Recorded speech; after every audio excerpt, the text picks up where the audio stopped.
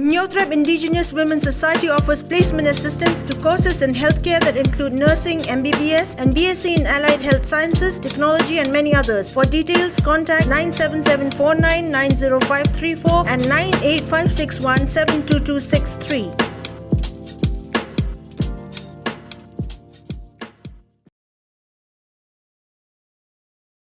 On 27th October, a clash broke out between supporters of two political parties at Rajabala in West Garo Hills district of Meghalaya.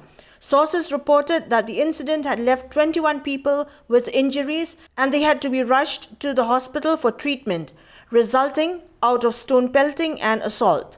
12 of those who sustained minor injuries were administered first aid and later discharged from the hospital. It was also reported that some of the supporters from one of the parties had gone missing.